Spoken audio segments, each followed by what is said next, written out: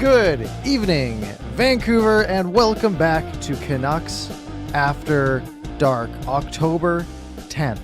Officially the final show before the regular season as the Vancouver Canucks start their season in like 44 hours or something along those lines. So we are just counting the minutes, as always, joined by my co-host, Canuck Clay. How are you doing today, Clay? Parker, I'm excited. When you say 44 hours, that's 2 sleeps, I guess. And that's pretty exciting. It's kind of weird because they're starting, well, not weird, but there's 50-50 chance. They're starting away from home. So it still doesn't feel, it feels like it's the season's opening, but it kind of doesn't. But regardless, we got stuff to talk about. I know a lot of things have happened. I know you're preparing for a big trip. Maybe you save that until the very end, but I'm doing great. How about you, my friend? I'm doing very well. I'm just looking at, actually being able to just type in Canucks into Google and see, oh, okay, we got a Wednesday game to talk about. We got a Saturday game to talk about. We have next Monday's game to talk about. And spoiler alert, we might have to talk about next Tuesday's game as well. This might be our first 4-game preview in months. And obviously we've got a bunch to talk about because obviously Jason Dickinson got traded. Yep. The Canucks roster got finalized. There's a bunch of cap gymnastics going on that we haven't seen in 10 years. And there's hockey games to talk about as well. So we've got a jam-packed show for the next hour. Before we start, Parker, how has the response been on that poll that we did, our little contest that I know you and I, we put ourselves out there and gave our predictions last week? Some good, some not so good, but have we gotten some responses? So I am pleased to announce, I have just looked at it. Last year, for the entire thing, we received 74 responses, which is good. And as of right now, for this year, we are at 74 responses. So we have already hit the amount that we had last year, and I think last year we had a whole month to build it up. Yeah. Guys, if you haven't got your predictions in, you have until 7 p.m. on October 12th, because that's when the Vancouver Canucks kick off their season. I guess it's a late game in Edmonton, an 8 p.m. start. But you have basically until puck drop, and then I'm going to hit the button to close off these submissions. Anything that comes in after that will not count. So get your predictions in if you want a chance to win the undisclosed prize. Yes, very undisclosed. If it's anything like last year, we either won't reward one or we won't decide until April. We'll see who wins. See, Gio won last time, so we can probably get away with it if we don't give him anything. That's true. He was very grateful, though. He was very surprised and very happy that he did win. So that's good. Yeah. So we can just get started because we have. Where do we want to go? Do we want to start with Jason Dickinson? That was sort of the big news earlier in the week, and it all sort of goes together with the finalization of the roster from the Canucks perspective. Sure. The Canucks were trying to do some cap gymnastics this week, as it showed today, and part of that was freeing up some cap space by getting rid of Jason Dickinson. So Jason Dickinson was making, how much was it? $2.65 million for this year and next, and when the Canucks traded for him, it seemed like a good deal, right? 3rd-round pick for a guy who was like one of the best defensive two-way three Cs in the league.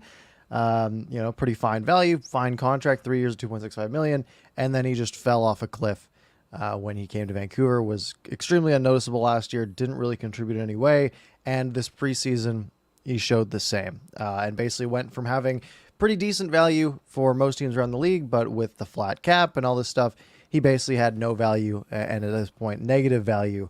So the Canucks go out, they flip him for Riley Stillman, a defenseman who's basically half the price, and then have to throw in a 2nd-round pick as a sweetener. So this dropped during the last preseason game. Were you at that game too? I was at that game, yes. Was there a little murmur going on around the stadium? Not really, because, it happened about the same time that Garland got hurt. So I think more people were concerned about Garland getting flattened as opposed to this trade. Yeah. And then, because that's true. Because they announced it. They announced it the first. Garland, I think, got hurt in the second. But regardless, there wasn't a lot of murmur. There was just, people on their phones. Oh, that's interesting. Oh, that's interesting. But I think it was after the game where people were able to hear Alvin's press conference and where I think the momentum picked up a little bit, for sure. Yeah. Yeah. What were your thoughts? You see basically we're trading away picks for cap space for a team that has only made the playoffs, a handful of times in recent memory. Yeah, no, that's a great question. When I first saw it, the fact that I was sitting there watching Neil Zaman play right on the fourth line as opposed to Dickinson told me not that that a trade was imminent, but at least he was in tough to make the opening night roster if we took last Friday's game as a dress rehearsal. So I already knew that Dickinson's future was a little bit murky. I had no clue something was going to come down that night. And when it happened, I was fine. I didn't know, admittedly, a lot about Stillman. I did remember that fight he had with Burrows, which is kind of funny because they're D partners now. So overall, I was okay with it. But I admit it, I forgot that we traded the third for him. I thought that we signed him as a free agent, so that part kind of is actually your video that reminded me. And then of course the second, you can argue, it was necessary to free up that cap space. But you got to remember, Riley Stillman might actually be a good serviceable player for us. So yeah, there's a lot of angles. You covered it really well in a vlog. I'm just kind of disappointed in Dickinson overall to even get to this place because. We both were really excited about it last summer. We said this could be the magic potion for our third line center. Yeah, and it was a piece that the Canucks, could really use. You get a good defensive 3C, and that could win you some hockey games. And he was entirely invisible, and to the point where I think, even with hindsight, we can go back and look and say it was probably a good trade the Canucks made, and it was a good contract they gave Jason Dickinson. Yep. Because with the information they had at the time, he had every signal that he was going to be a really good third line center. Obviously that didn't happen. And now, they get to this point where they have this asset that is just taking up cap space that, if they want to sign Bo Horvat next year, right? Every dollar counts. Kuzmenko next year, right? Cap's only going up $1 million next year. It's the year after where it might make that jump, and Dickinson's contract will have already expired by then. Right. So, with the flat cap and every team being right up against it. I mean, you see some of the LTIR numbers, right? Tampa Bay is $4 away from maximizing LTIR, or the Leafs are, and like Tampa Bay is like $30 away. Like they're all within, a nice dinner from maximizing their cap space. So $1.3 million in cap space is extremely valuable, especially for these next 2 years. That's a good point. I was going to say, did you, this isn't a quiz. I'm asking you, honestly, do you have any memories of anything that Jason Dickinson did on the ice? Because I do have one that I'll share, but do you have any from last year? Nothing springs to mind. Okay. No. Did he have... Do you remember he had one really nice end-to-end breakaway goal? I think it was a sort of breakaway where he made a nice, but I couldn't even remember who it was. So actually, Parker, I was at the golf tournament, and I said to Jason, I was at that game where you did that really nice breakaway, and he goes, yeah, I think it was against the Islanders. And I said, yeah, well, I'm sure you remember that one. That was nice. And he goes, yeah, there wasn't a lot to remember from last year. So he even knew. He knew that he had that season. To, right? Yeah, and there was the, we kind of came in hoping for a bounce back, right? But, with the sample size we had in preseason, the handful of games he played, still, got outplayed by a guy like Neil Zaman, right? Yeah. And that's not a good sign if some random kid from the Swedish league who's like 21, 22 years old just comes in and takes your job when you were supposed to be one of the best 3Cs in the NHL just a year prior. So, just unfortunate for everyone involved, right? Unfortunate for Dickinson. I'm sure he wants to be a good player on a team that's pushing for the playoffs. Right now he's going to Chicago. They're not competing this year, right? Stillman comes in and basically gets added to this glut of left side defensemen that the Canucks have, right? They have a real bunch of those like 7th to 8th defensemen that he's going to try to obviously compete with. And, he also had a pretty good trajectory until last year, right? And I was looking at like the analytic graphs where it's like, he's sort of like doing like sort of around like, in the middle of the pack, and then that fall off the cliff, just exactly what Jason Dickinson's looked like as well. So maybe a bit of a resurgence there, but I wouldn't be betting on it. Yeah, and I remember in your vlog you're pulling up some of the percentiles, and didn't you say that Jason Dickinson came in with a really high expected, like, good defensive profile, and then he turned into the bottom? Yeah, it was like near the 100th percentile for defensive forward, and then it dropped below 50, and then obviously the offense was basically zero. So at that point, it's not a good recipe. Wow. Okay, so that's the Dickinson side. We agree, disappointment, didn't move the needle on the penalty kill, didn't really move the needle on anything. What do you expect from Stillman? Do you like what you know? I didn't know much. Immediately, I didn't know much. Yeah, all I know is he has sort of an offensive focus, which would be kind of nice, but is also worrying for like a 7th, 8th defenseman, because that's not the guy. That's not the guy that the coach is going to go get when they need to fill a hole, right? You're not going to go. That's the problem for a guy like Jack Rathbone, where he's really good offensively, but it's hard to you have an injury, you need someone to go fill in for 14 minutes. Do you want your high offensive guy who's going to be a liability back there? Maybe not, and that's sort of where Stillman seems to fall. Yeah, it could just be a good press box guy. Could be, down in Abbotsford doing well as well. I think, I haven't seen anything though, right? I haven't been looking at any of his clips or anything. I did hear him on his media availability on Sunday. He was saying the right things, Parker. He was saying that he really wants to be someone who's tough to play against. He likes to get a piece of players, making it hard on them. So that's great. And the way, with all the injuries, I know we're going to get to this, with the way the roster lines up, he was practicing with Burrows, which is a very, very undersized yet feisty kind of third pairing for sure. But yeah, not the best matchup pairing you've ever seen. Right. Yeah. Yes. Speaking of defensemen, this happened basically the morning after, but the Canucks released Danny DeKeyser from his PTO, which we saw coming. Just didn't really have a fit. Any thoughts on that? No, I think a lot of people kind of wrote him off already, because some people didn't like what Alex Chason brought to the team last year, who made the team out of camp on a PTO. I thought Chason was fine because we had a lot of injuries, but I think people just somehow thought DeKeyser was going to take over Rathbone's spot, or I don't know who else, Dermott's spot. So yes, you're right. They released him flat out, right? And then they sent Christian Wolanin down, and Wolanin was probably one of our best defensemen this preseason, but he's still, I guess they don't see him as a top 7 or top 8, I guess, if he's going down to Abbotsford. Yeah, he sort of fits in that same mold of, sort of guys that are in between, and we have a lot of those guys, as you mentioned. Yeah, and you got to take some history into account, right? He was an AHL defenseman last year. Basically has been sort of just jumping between, basically a press box guy for most of his career. So sort of a guy who you can throw in the AHL to mentor, or if he needs to come up a bit for a handful of games. But yeah, he got waived along with Sheldon Dries. Sheldon Dries, not a surprise. But Wolanin had those flashes, that one game where everyone was like, "Oh, this guy, he's top 4," but he cleared waivers, so the Canucks still have him. So clearly, wasn't a big mistake to waive him or anything. Right. And speaking of that game, I want to acknowledge Lucas is always starting off the donations. Seeing Arizona playing against us on Friday, I wonder if this is close to the squad they'll field this year. If they stink out, they might as well say, sorry, we're closed, or sorry, we moved. Lucas, firstly, thanks for the donation. Secondly, I was at that game on Friday. They were bad. They had 7 shots on goal total, but to their credit or discredit, that mustn't have been their final preseason game, because they had maybe 4 guys whose names I recognize, and 2 of them were ex-Canucks, Troy Stetcher and Alex Chason. Yeah, the problem is that they did announce their roster today, and there's probably still only like 8 names you recognize. Oh, dang it. On their list. One of them is Dylan Genther, who has made the team for the Arizona Coyotes, at least for the 9-game stint to start with. But, there's some big names on here like Liam O'Brien, Matthias Michelli.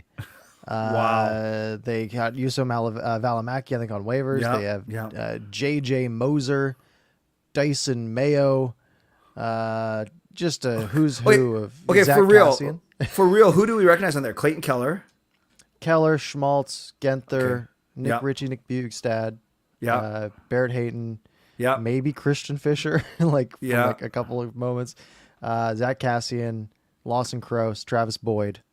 Oh, that's Canucks a bad legend. team, man. And then the defense isn't much better, right? You got Nemeth, Josh Brown, Valimaki, Gostisbehere, Timmins, Stetcher, Mayo, and Moser. So Chason didn't make it? Was he in Arizona? Yeah, I watched him play on Friday night. That's what I mean. I don't see him. He was on a PTO, yeah. Oh, yeah, I think maybe he didn't make it. Or did he get signed with someone else? I don't know. Nope, I don't think so. I saw it, but I watched him play on Friday night. I promise. Yeah, he didn't make a team. It doesn't look like. Man. Well, it was good. For the Canucks, we got to see Joshua and Lazar combine for a nice goal. It was good. Petey and Kuzmenko still running wild. Kuzmenko, that really nice breakaway goal coming out of the box. Did you see that clip where Kuzmenko was basically saying on the power play, Petey Petey told him to pass him the puck next time. Yeah. Yeah. And then Pete, the next one they did, and Petey scored. And then Kuzmenko said, "Yeah, that was a good goal." Yeah, he was like, don't shoot, pass to me. Pass to me. And then he shoots and scores. Okay. And then you hear just Kuzmenko. It's so it's quite likable, just the way he is, his English. So the way he tells a story is even probably funnier than it has any right to be, right? Oh yeah, it's fantastic. It's a great clip. I highly recommend it. Yeah. The other problem the Canucks have been having, they did announce the roster day, but going into that was injuries, right? One of the worst preseasons for injuries we've seen from the Canucks. For a team that needs to go off to a good start, missing a bunch of guys. So some of those names, Tyler Myers, out 2 to 4 weeks. 2 to 4 weeks has been sort of the just what the numbers they throw out, right? It's the day to day or the week to week for this group is 2 to 4 weeks. So that could be missing 5 games. That could be missing an entire month, right? You could be all the way mid-November by the time Tyler Myers is back. We're talking about a guy who's going to play 22 minutes a night. Yeah. Myers, Dermott, so 2 of your top 6 defensemen, and Mikheyev, who at least Mikheyev was practicing today. Sure, non-contact, but at least he was practicing. But as we'll get to in a few minutes, all 3 guys will start the season on the injured reserve list, which isn't as bad as it sounds, but they will start on the IR. Right. So Garland's back on the ice. Yep. Besser and Mikheyev in non-contact jerseys. Yes. And then, but they were on their IR can go retroactive to their date of their injury. So, in theory, cap gymnastics would need to be involved. They need to technically be off the roster until after the games tomorrow, I think. So they can technically be taken off IR before opening night. So we could see Besser or Mikheyev on opening night, but maybe not. Yeah. Quinn Hughes, sick. Yeah, scary, man. I don't you hate how he's having maintenance days and the season hasn't started yet? Yeah, so you just hear maintenance days and he doesn't show up for a couple days, and now we hear that he's under the weather. Right. Which I'll take. Yeah. Hopefully it's just like some minor flu stuff, right? Just feeling a little queasy and that. But if we're talking about a Canucks team that's without Hughes, Myers, and Dermott on the back end for opening night, and then we're seeing Riley Stillman playing 19 minutes, then I'm a little concerned. Yes. Against Connor McDavid and Leon Draisaitl. Me too. So should we break this roster down a little bit for our fans, for our subscribers here, Let's our viewers? do it. Awesome. Okay, I will start. Pull up any graphics you want if you need to, but I'll start. You guys, we're not going to bore you with exactly how much everyone makes and the implications of exactly how they did everything. But what you need to know is this: every team can name a roster of 23 players, but it can be anywhere between 20 and 23. The Canucks did 22. They did 13 forwards, 7 defensemen, and 2 goalies. So 13 forwards and 7 defensemen. You have to dress 12 and 6. So there's one extra. So the list of players, the forwards that the Canucks name for the roster are Aman, Besser, Garland, Höglander, Horvat, Joshua, Klimovich, Kuzmenko, Lazar, Miller, Pearson, Pettersson, and Podkolzin. Very, very interesting that Besser is part of this opening night roster, so that we expect him to play Wednesday. And it's Klimovich and not Carlson, because they actually save about $30,000 by actually naming Klimovich instead of Carlson. Yes, it's only $30,000, but that was part of the gymnastics that Parker has referred to. So there's that. $30,000. For defensemen, 7. Burrows, Ekman-Larsson, Hughes, Pullman, Rathbone, Shen, and Stillman. That means, as Parker said, Dermott and Myers start on the IR, and then Demko and Martin are goalies. So, add it all up. Dermott, Myers, and Mikheyev are the 3 players in our injury reserve. Furland and Phil DiGiuseppe are technically on LTIR. DiGiuseppe, they invoked this season opening injured reserve where they got basically $150,000 savings there. Add it all up, and yes, the Canucks are exactly $86 million or 3.5 above, and they maximize every single dollar of the 3.5 that Michael Furland's injury affords them. Last thing, and then we can talk about this. As Parker said, IR, you can go retroactive, and it's only 7 calendar days that you have to miss. Long term is 24 calendar days and 10 games. So you really have to think if you're going to put someone on that long term list, because the ramifications are a lot bigger. Right. How, And that how's that trick- for? Yeah. Yeah, I was just, that gets tricky for a guy like Tyler Myers, right? Where Yes. you don't want to, if he's 2 to 4 weeks, well, if he's 4 weeks, put him on LTI. But if he's 2 weeks, then you're losing 10 days of Tyler Myers. So yeah, one note from that roster: Danila Klimovich, paper transaction, from what we've heard. So Right. he will get sent down tomorrow. Carlson will get called back up because he's basically was skating with Pettersson and Kuzmenko. And that's probably what we expect to see opening night, unless Mikheyev does come back. Somehow, It's not. It's a little scary to look at, right? Especially looking at that active roster and knowing that Garland just got back on the ice today, right? Besser is wearing a non-contact jersey, right? So we got 14 forwards on this list, and 2 of them are still injured, as far as we know. So the Canucks. You don't want to put more guys on or on IR because they're going to miss more games. No. So you got to hope that they come out of this first Edmonton game as healthy as possible. Yeah, and actually, Vince Terrence asked a good question. Anyone know the cap implications of sending Klimovich down and recalling Carlson in case Besser isn't ready, or do you guys think Klimovich will make his debut? No, actually, Parker said it properly, and as I mentioned, there is a $30,000 cap savings by setting Klimovich as your guy, but after tomorrow's games, they can reverse it, bring Carlson up, and they will. I don't know how it works, but they'll be fine. They'll be fine. Yeah, I don't know. I don't know how it works either. It's so the math is tricky.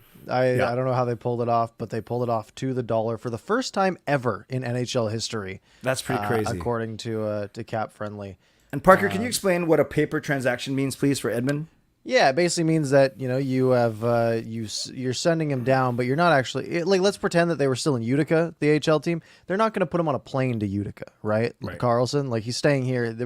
He has to be on the AHL roster for the day, or not on the he has to get sent down to the minors for the day, so that way his cap doesn't accumulate and the other guys does, and then they can flip it back. You don't have to actually ship the person there. You can just sort of just manipulating the roster, the guys that you have available to you, because they don't play tomorrow. So it doesn't really matter who's on your roster today if you're going to go change it before the game on Wednesday. And there must be a way, just go back to what we were talking about earlier. Yeah, the fact that we're at 82.5 plus 3, the fact that we're 86 million now, and then tomorrow we're saying that we can bring Carlson in for Klimovich, that means somehow we must accrue $30,000 of savings on the first day. Yeah, right? which we can't. I don't think, because you can't accrue anything in LTI. I don't know. So then unless the LTI accrue, I couldn't tell you. Me neither. But they're much smarter than people than us who actually have to do this, and they get paid a lot of money to do it, so we don't have to. Because honestly, it's pretty menial stuff that doesn't matter to us as long as the Canucks can have the right players playing on opening night. So quick question for you then, Parker. Let's presume that Besser does play on Wednesday night, because that's what we're hopeful for. But let's say that Mikheyev doesn't, because Mikheyev, he basically started skating this weekend. So we know Besser's not going to play on the fourth line, and Joshua, Aman, and Lazar is basically set. So listen to these 3 lines, Parker, and where would you put Besser? There's Pearson, Miller, Hoglander. There's Podkolzin, Horvat, Garland. And there's Pettersson, Kuzmenko, Carlson. Yeah, so there's one name that really stands out there, isn't it? And that's Carlson. Yeah, who hasn't played in the NHL before. Right. But, if they're trying to mess with as little as possible and they want to have sort of set lines that, Mikheyev can slot into, then you might move a Pearson down or a Podkolzin down. But again, you don't really want those guys on the fourth line either. I don't know. I'm really curious to see. Do they skate tomorrow? I'm sure, right? They do. Yeah, 11 a.m. Yeah. So yeah, I'm sure tomorrow we'll have we'll see some line rushes. Hopefully we see Besser in a contact jersey, and hopefully we see Quinn Hughes on the ice. So yeah, it's I don't know. I don't really have a good answer for that. Yeah. I think, given everything I just said, I think you take Carlson out and you put Besser on the top line with Miller and Pearson. You keep Horvat, Garland, Podkolzin together, and then you bring Hoglander down to play with Petey and Kuzmenko. Or you bring Podkolzin off of that Horvat line. Because didn't Pettersson play with Kuzmenko and Podkolzin in that very first one? I think so. Yeah. Yeah. And that was a line we really liked. Yeah. What are you drinking? That sounds good. Sparkling water, root beer flavored. Okay. You're very healthy. Okay, and I do have an answer. I looked up. Canucks Army did a really good article today. I retweeted it explaining how they got to this perfect salary cap hit.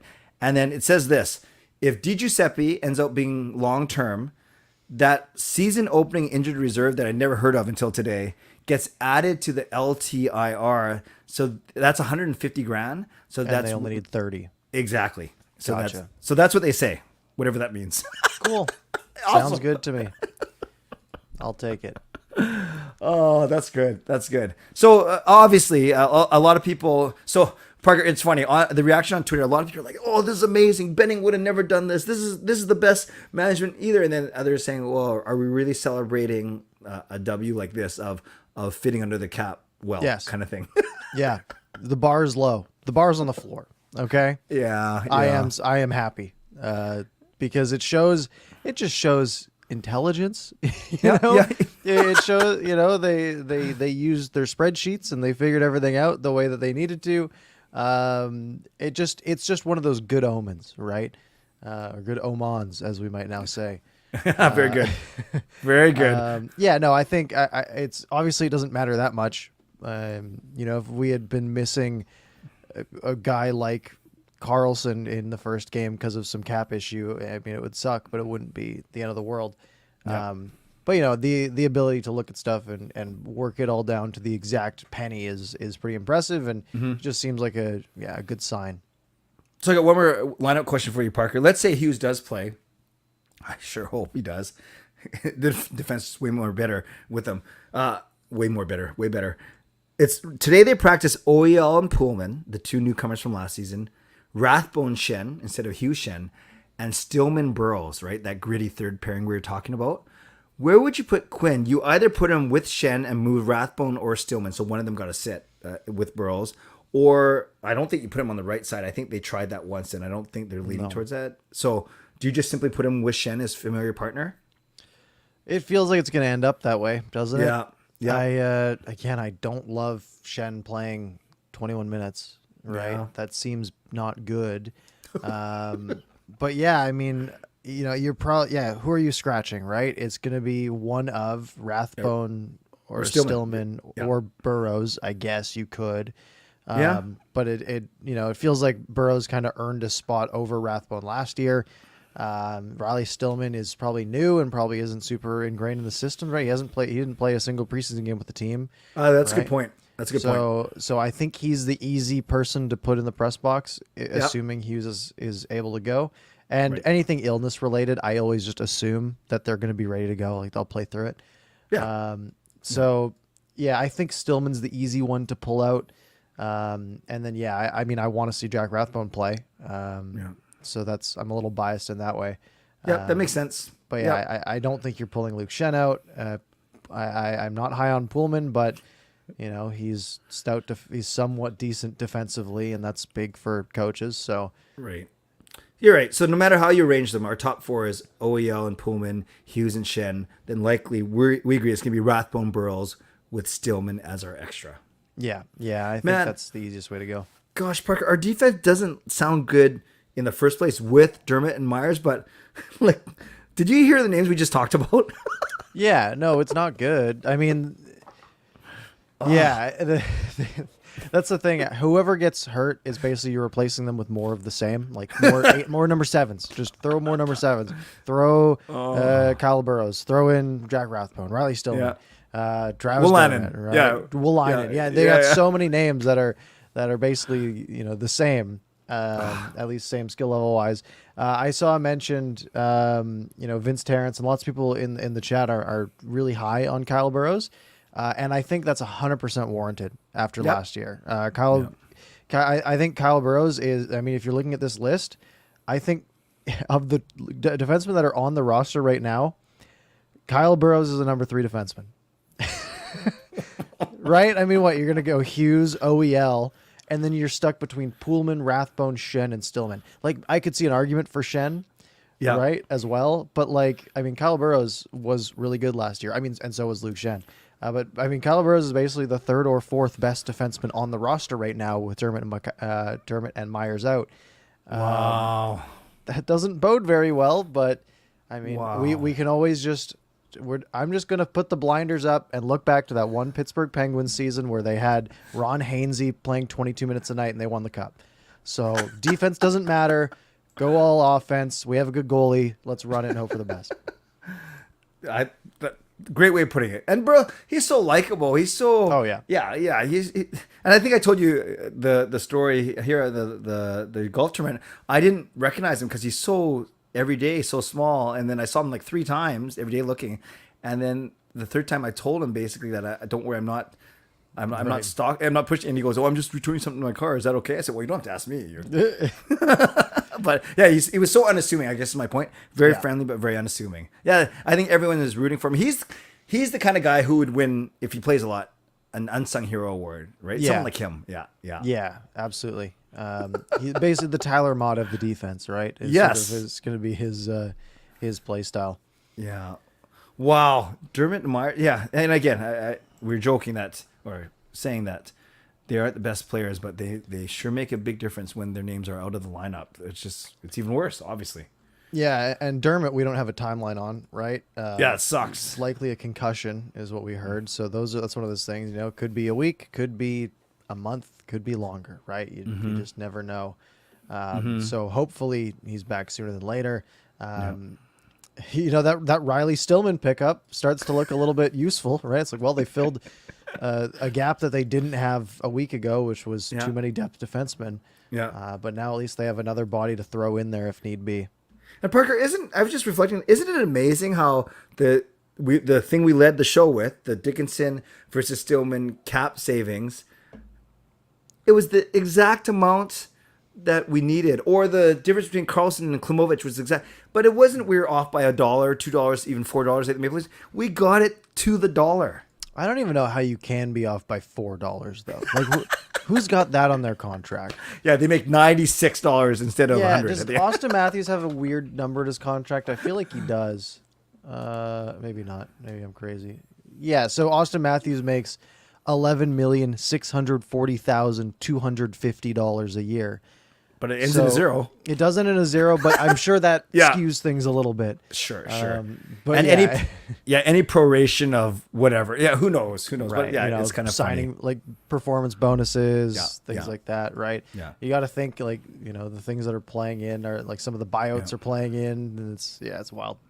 Lucas, thanks for the donation. Burroughs is the type of leader, who is a leader off the ice as well. I think he's deserving of more respect. Great point, and I think a lot of people in this chat certainly respect him. So let's see what opportunity he gets this season. And wow, speaking of respect, we respect you. 130 people in the chat right now, which is pretty darn cool. Thank you, everyone. And I do want to mention, I just have another tweet on the side here. So as we're sort of talking about the roster being finalized, Cap Friendly also tweeted out for 20-man projected game rosters, so the people who are going to be playing at least on opening night. The Vancouver Canucks are the 6th youngest team in the NHL. Buffalo number 1, Ottawa 2, Arizona 3, Columbus 4, New Jersey 5, and Vancouver number 6. So Vancouver basically the youngest of the playoff, bubble teams at the very least, and then the Rangers are in 7th after them. So, you think about some of the guys that they got, right? On the roster, right? Neil Zaman, who's like 21, 22. Besser's pretty young. Garland's pretty young. Hoglander, Dakota Joshua, Carlson, Kuzmenko, I guess is like 26, right? A bunch of pretty young guys, even on the back end, right? Quinn Hughes, Kyle Burroughs, Rathbone, Riley Stillman, a bunch of young guys, and that has the Canucks all the way down there on the age rankings. Yeah, and I love what you said too about how of those 5 teams ranked ahead of them. I don't think you take any of their rosters over ours from a standpoint of Ottawa's intriguing to me but that's because of all the old guys they brought in to go with their young guys. Who else was there? You said Buffalo. Buffalo, Ottawa, Arizona, Columbus, New Jersey. Yeah. Arizona's roster. Well, we just talked about it. It's bad. It's fantastic.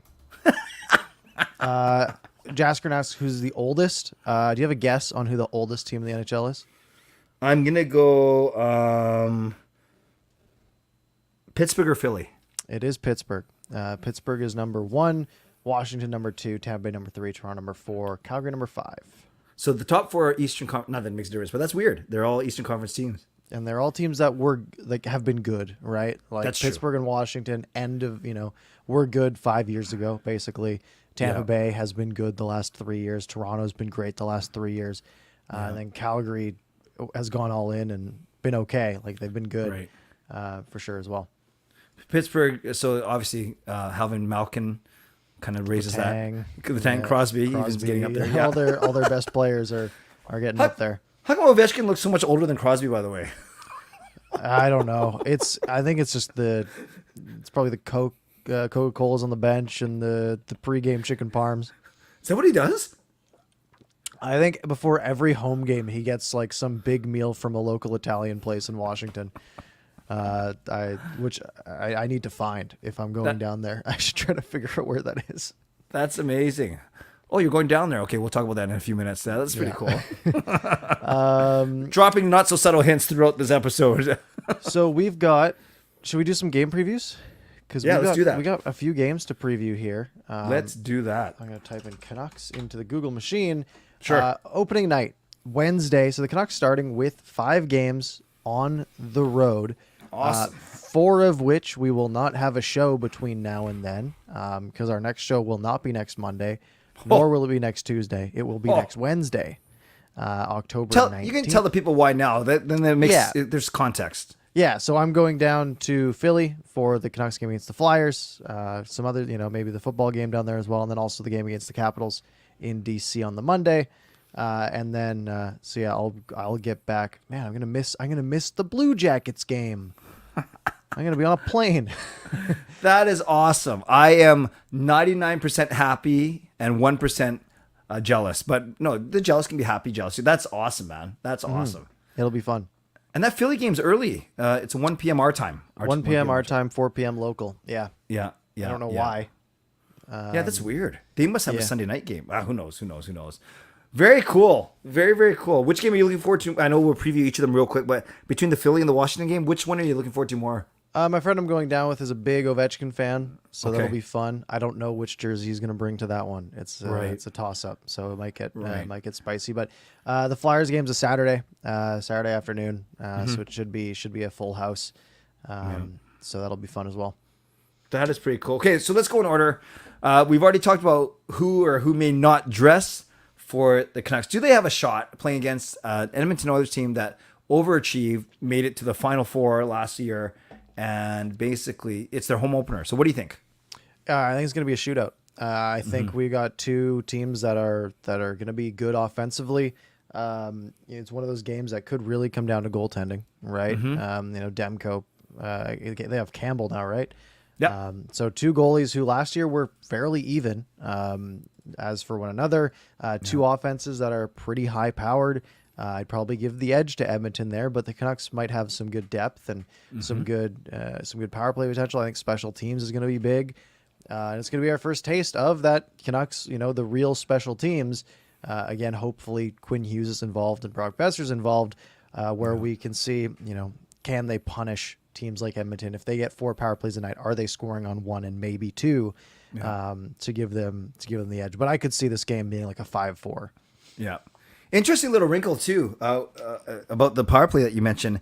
Kuzmenko and OEL are pretty good. Kuzmenko's been awesome on the power play in Besser's spot, and OEL, I think you notice when he's on the power play, he just very simple, makes really good decisions. They get a lot of shots on net when he's on the power play. Because he's not as fancy as Hughes. I'm not saying he's better than Hughes, but definitely the Kuzmenko Besser. Do you just leave Kuzmenko there and make Besser go in the second unit? I wouldn't hate that. I've always been of the mindset of you play your first unit for a minute 40 on the power play, like Washington does. Yeah. I don't love the idea of having unless you try 3 zone entries, they don't work, right? Okay, let's get the second unit out because they're going to be more aggressive. Right. But I think you just put your high. It's not. I think the power play is not that tiring, right? It's a lot of sort of standing in one place, doing a little bit of shifting up and down. Yeah, exactly. Side to side, right? It's a pretty stationary possession game unless things are going really wrong. So I think you stack 1 unit. And if that is Kuzmenko over Besser, just because was more practice there, or they thought it worked better, then sure, I don't see why not. Yeah. Okay, so they play in Edmonton. Then there's a 2-day gap before the game, the first of your 2 games in Philly. What do you expect from that game? Well, Philadelphia looks bad. This is a game. This is the game. This is one of those games that the Canucks just need to go out there and handle. Right? It's their second game of the year. You can see them losing to Edmonton. Right? Like that wouldn't be if they lose to Edmonton. It's not. There's no alarm bells going around. It's like, hey, it was home opener for Edmonton, first game of the year. It's McDavid. It's Draisaitl.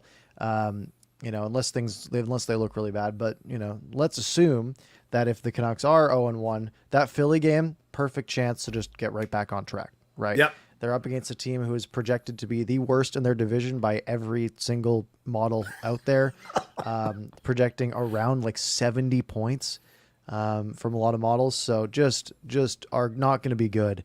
And the Canucks just need to go in there. It's not their home opener. I think they play against the Devils on Thursday. Okay. So the Canucks should just be able to go in there, get it done. The time is a little bit weird. 1 p.m. Vancouver time, 4 p.m. Philly time.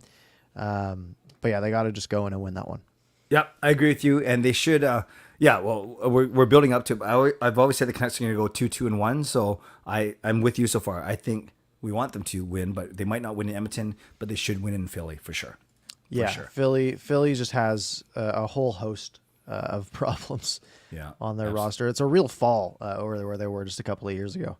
Then the Caps.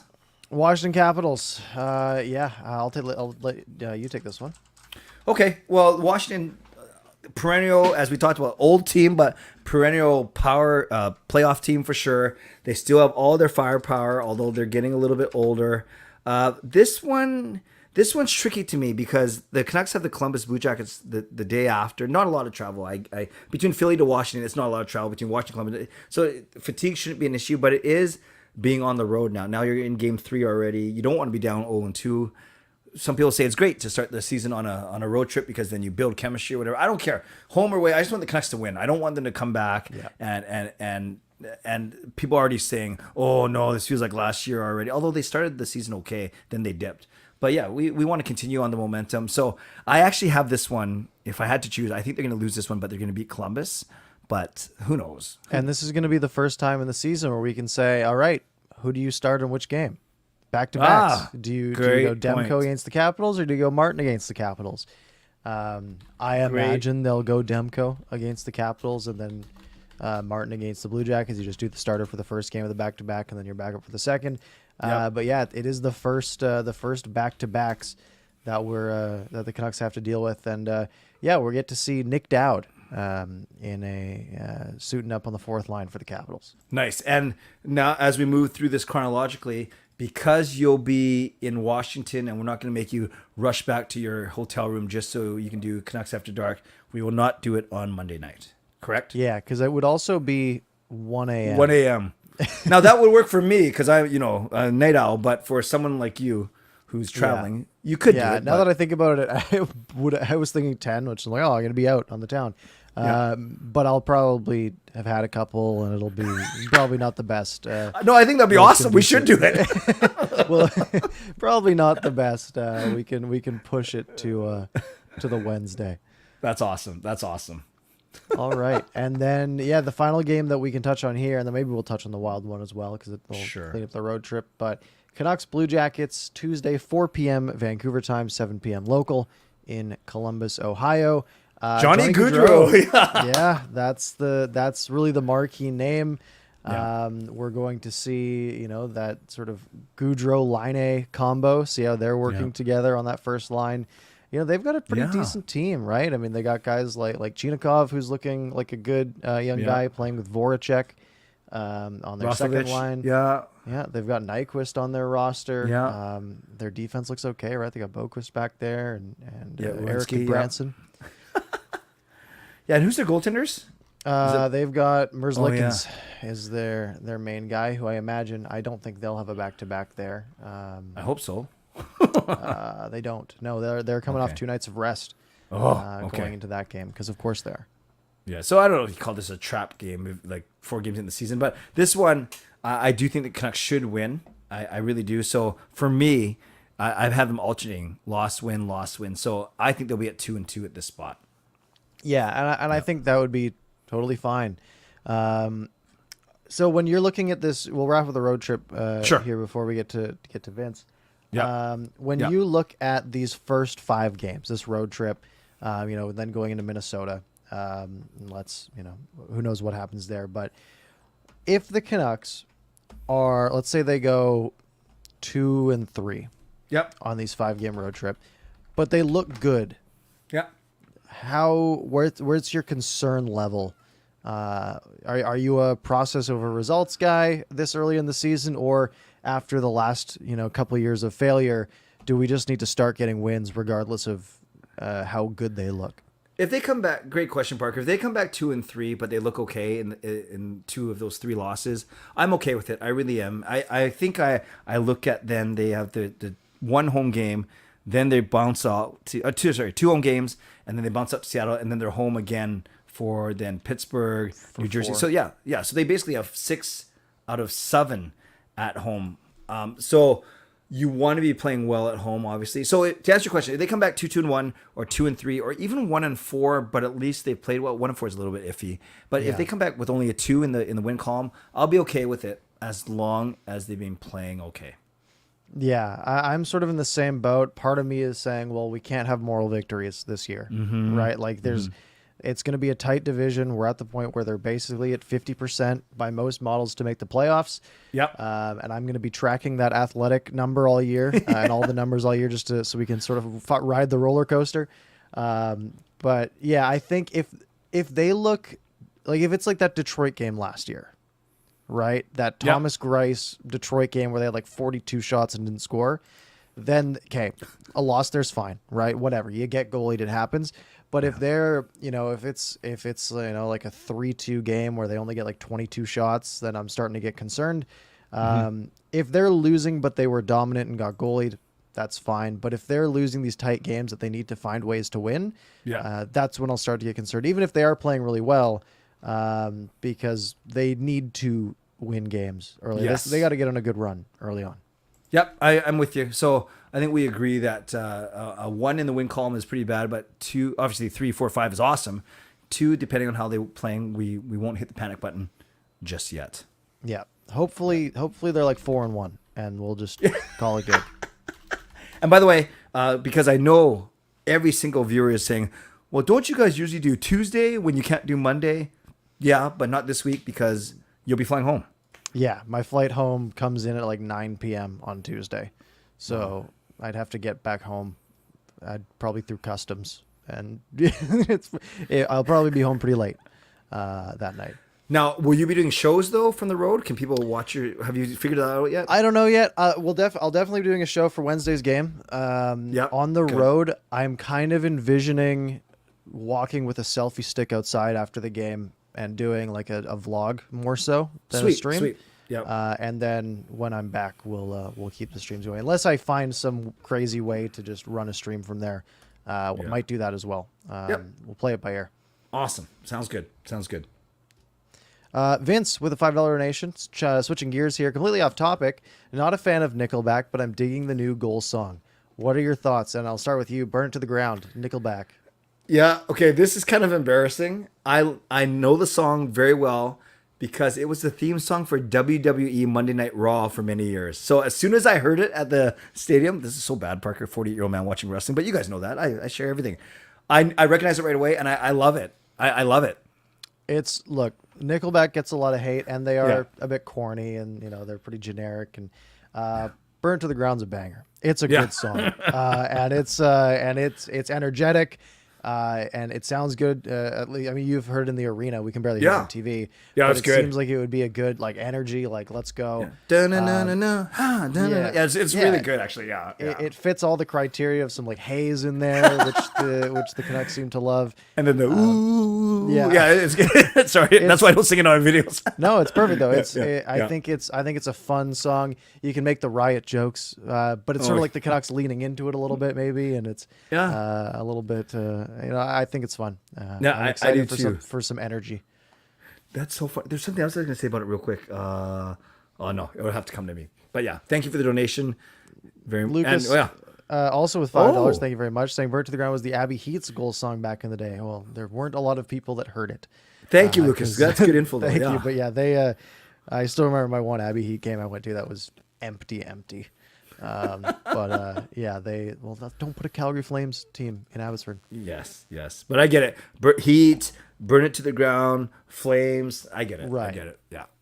Very good. Very, very good. Excellent. All right, we've got about 10 minutes here. Clay, any other topics you want to hit?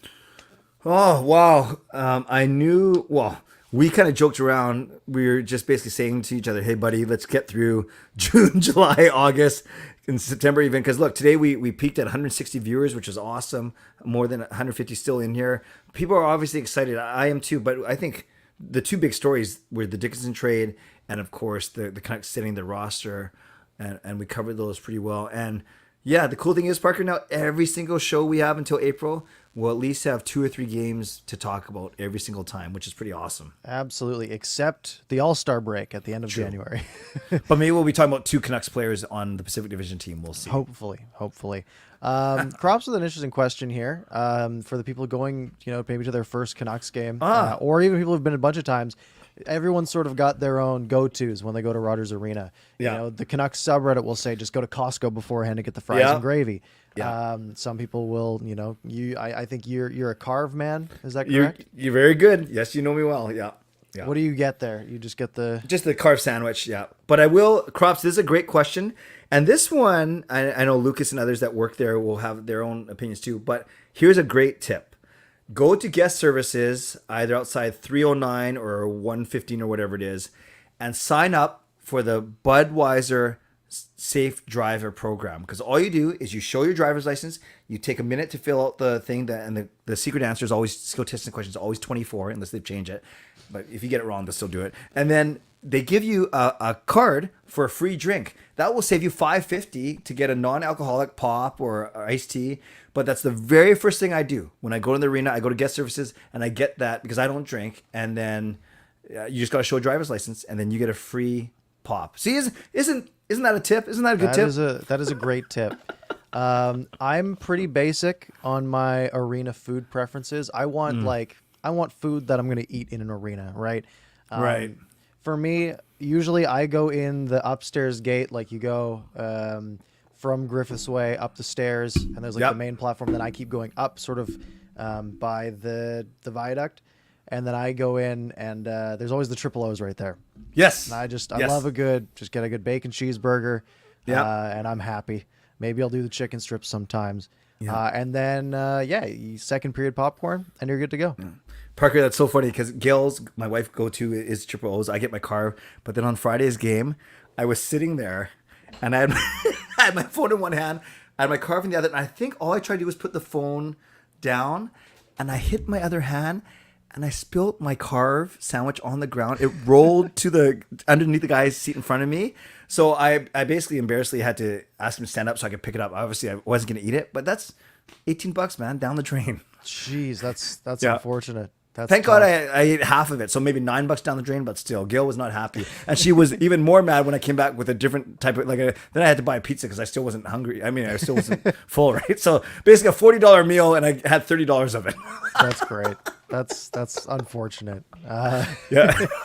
Marjorie asking, are you both going to the home opener on October 22nd? I don't think either of us are. No, I am not. Yeah, I am working, but and you are not going either? I'm not going because more expensive than the game 2 days later, the Monday night against Carolina, which we will both be at. To.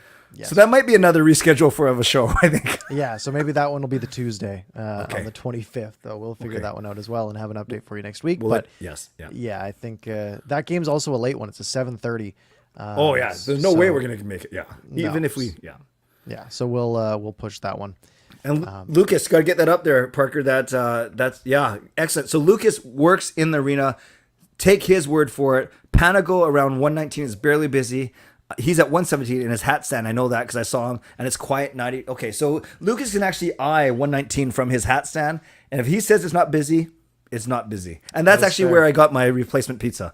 And I will say, as a former Panago pizza artist, it's not what they're actually called. Get the jalapeno ranch. It's unreal. just get that as your dip. You can't beat it. I learn something new every day. You work for Panago. I did. That was my first job. Really? For a couple of years, yeah. So I'm great at making pizza. Awesome.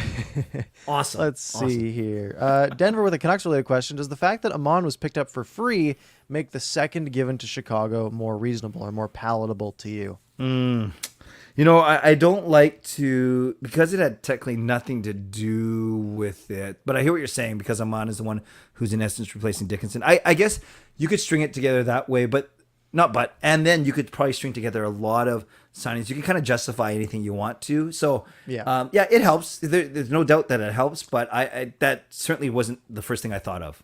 Yeah, if you're trying to look at the whole offseason as one, then these are all like pluses and minuses that all add up together by the end of it. But I don't think that really, I guess you might think of it as, well, Dickinson would have been in that spot if it weren't for Oman. And then, maybe then they still have their second. And I don't know, is Oman worth a second? Probably not. So it's kind of, it's, but either way, if you're looking at it in a vacuum, I don't really put the two together. Yeah, and don't worry, I won't start calling you this, but I love PP, Panago Parker. That's great. What else do we got here? We don't need to do the Panago Q&As. Okay. Although people always say, like, wherever they worked, they wouldn't eat there after working there. I love Panago. It's the best pizza. Good to know. The best chain pizza, I think. Eli saying, what are your expectations for Roman, Kuzmenko, and Karlsson? So, I mean, we talked about Kuzmenko in our predictions. I don't remember where we put him. I was in like the 40, 45 range, I think. And I was, high 40s for me. Yeah. But Oman and Karlsson, I mean, Karlsson, I don't know if we're even thinking of him as a regular, but Oman seems to have earned in theory, a regular fourth line spot. And fourth liners, you don't need them to tally up points. You don't need them to do anything crazy, but you need them to play even hockey. You need them not to get scored on by the other fourth line. You're usually not putting your fourth line out to cover the first line. Your fourth lines play against each other, so you got to play them straight up. That's basically what you need the fourth line to do. Yeah, they need to not make big mistakes. You're out there while Pettersson breathes on the bench, right? Exactly. They're getting rested. You guys get your 9.5 minutes, and then we're putting the big guns back out. Yep. First goal. I'll go Oh, I got this right last year too, didn't I? You probably did. I think I said Oliver Ekman-Larsson. I think he did score the first goal last year. What kind of goal was that? Yeah. I am going. I don't know. What are you thinking here? I'm going Kuzmenko. Yeah, that's the. Why not? Out. Yeah, that's the easy one. I am gonna go. I want to go a little bit off the board. If you say Stillman. No. I'm not going Stillman because I don't know if he plays a game this year. If he's scoring the first goal, we have a problem. Yeah. I have no idea. I lost my lines and I need the reference. I'm gonna go easy. Then I'll go with Bo. I think Bo will score the first one. And by the way, a couple people asked it. I can't find it right now. What do you think is going to happen with him? Maybe this is a good one to end off on. What do you think is going to happen with him? Yeah, I'm sure they get something done. To be honest, it just seems like he's a guy that everyone's gonna want to get signed. Looking at our poll results so far, I can actually see of our 76 responses now. It's not taking a while to load. I think it was something like 80% of people said he would get a contract before free agency. So the people believe that Bo Horvat will be around. I think so as well. But I mean, maybe the Canucks are outside of the race at trade deadline time and things start to change. Yep. That makes sense to me. Wow. So the next time I talk to you, well, I'm sure we'll message, but our next show will be Wednesday night. The 19th. Yes. Wednesday, the 19th. So if you need things to watch until then, Clay does his show 5 nights a week at 11 o'clock. Yep. I will be doing my post game after the Oilers game, awesome. And I am going to try to do something for the 2 games that I'm on the road for, the Flyers game and the Capitals game. I think I'm going to have unlimited data, so maybe I'll get a stream going. We'll see. It probably won't be great quality. It'll be from a phone, but we'll see what we can do. That sounds awesome. Well, Parker, I wish you a very safe trip for sure. And yeah, I can't wait and honestly, even if the stream doesn't make sense because you're out or you're with a buddy, even like a vlog in between games just with some reflections, I think people would really love to hear about it. What it's like watching a game in Philly, basically. Yeah. No, I'll get something done. It'll be good. We'll put something together. Folks, thank you all very much for joining us. If you missed any part of the show, you can find it if you just scroll back on YouTube, rewind back to the beginning, or you can find it on your favorite podcast platform in a matter of 20, 30 minutes. Clay, do you have any parting words on this fine Monday night? Well, Parker, we made it through the off season, as difficult as it was, yes. But I'm excited. I'm excited for what we're doing here. I'm excited for what we're doing on our respective channels, and I'm excited, most importantly, that the Canucks are playing meaningful games in 2 days. Can I say it? I'm scared. I am scared of what happens if they lose early. You can say that. If they lose the first couple of games, I can't do it again. We need wins, especially we'll get wins. Win those 2 games and lose the rest. Okay, that's fair. Canucks, if all else fails, 2-80. Yeah, take those 2 for Parker. 2-80. We get Bedard. Yep, we're good. Do it for Panago Parker. Yeah, let's win like 47 games this year. Let's make the playoffs. Yeah, I don't want another losing season. That's fair. Because I want these to be fun. With everyone here, I want us to be like positive and be like, oh, you see what Riley Stillman did the other night, or that beautiful goal that he scored. That's what I want to look forward to all year. Let's do it. All right. Thank you everyone for joining. Hit the like button if you haven't already. Make sure you're subscribed. Follow the podcast, subscribe whenever you listen to, and we will see you next Wednesday.